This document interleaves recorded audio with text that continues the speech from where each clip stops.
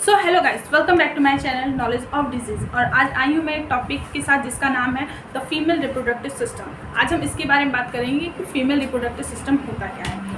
तो आप ये देखिए कि पीछे एक चार्ट है जिसके थ्रू मैं आपको ये बताऊंगी कि फीमेल रिप्रोडक्टिव सिस्टम होता क्या है। तो फीमेल रिप्रोडक्टिव सिस्टम का मतलब होता है यूट्रस। उसमें यूट्रस के बारे में हम डिफाइन करते हैं कि क्या चीज़ें होती हैं, कैसे होती हैं। तो आप देख सकते हैं कि ये यूट्रस है, ठीक है। इसमें ये पूरा यूट्रस का फिगर है जिसमें पार्ट्स क्या क्या होते हैं। इसमें फैलोपियन ट्यूब होता है, ओवरी होती है, सर्विक्स होता है, वेजाइना होता है। इसमें इंडोमेट्रियम भी होता है और मायो इंडोमेट्रियम होता है। इंडोमेट्रियम क्या होता है? Last layer of the uterus, मतलब जो बच्चेदानी होती है उसके अंदर की जो लास्ट लेयर होती है हम उसको कहते हैं इंडोमेट्रियम। और मायोमेट्रियम क्या होता है कि इसके बच्चेदानी की जो सेकंड लेयर होती है उसको हम लोग कहते हैं मायो इंडोमेट्रियम। तो ये था कि बच्चेदानी क्या होता है, ठीक है। बच्चेदानी में कौन कौन से पार्ट्स होते हैं और बच्चेदानी क्या होता है फीमेल रिप्रोडक्टिव सिस्टम, ठीक है। अब नेक्स्ट हम बात करते हैं कि इसमें चीज़ें क्या होती हैं।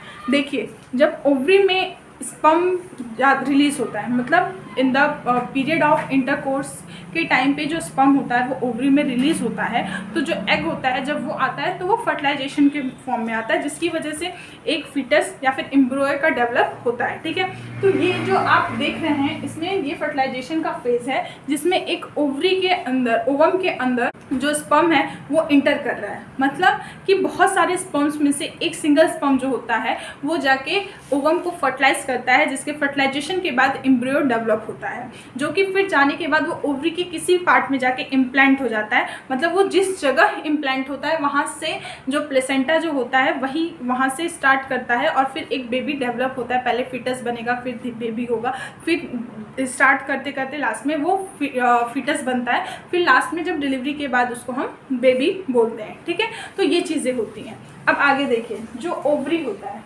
ओवरी जो कि हमारी बच्चेदानी या फिर ये बोले कि यूट्रस का सबसे मेन पार्ट होता है।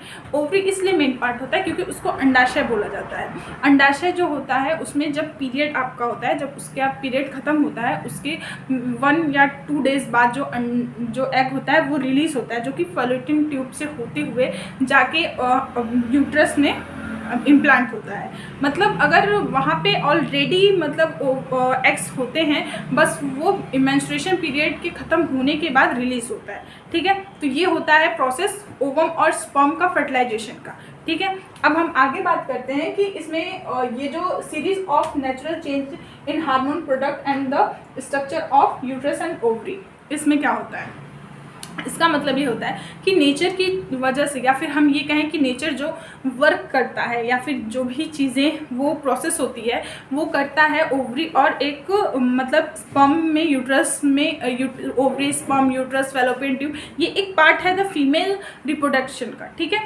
ये एक पार्ट होता है, ठीक। इसमें क्या चीज़ें होती हैं कि मतलब अगर मान लीजिए आपका मेंस्ट्रुएशन पीरियड चल रहा है, ठीक, वो ख़त्म हो गया, फिर कुछ दिन बाद आपका ओवम रिलीज़ होता है। अगर मान लीजिए उसको स्पर्म मिल गया तब तो वो फर्टिलाइजेशन का प्रोसेस होगा। अगर नहीं मिलता है तो क्या होता है, वो ओवम जो होता है वो कुछ टाइम बाद, मतलब 24 आवर्स बाद, मतलब एक 24 घंटे बाद वो ख़राब होकर अपने आप एक ब्लड के फॉर्म में नीचे डिस्चार्ज हो जाता है। अगर होता है तो अगर स्पर्म मिल जाता है तो फिर उसके बाद वो फर्टिलाइजेशन होकर इम्प्लांट हो जाता है। तो ये होता है natural process in uterus and ovum. तो ये चीज़ें थी जो मैंने आपके साथ डिस्कस किया कि फीमेल रिप्रोडक्टिव सिस्टम होता क्या है। सो अगर आपको मेरी वीडियो पसंद आई हो तो प्लीज़ लाइक करिए, शेयर करिए, सब्सक्राइब करिए। कोई प्रॉब्लम हो तो आप कमेंट करके हमसे पूछिए, हम आपकी पूरी हेल्प करेंगे। अब मिलते हैं नेक्स्ट वीडियो में, तब तक के लिए थैंक यू।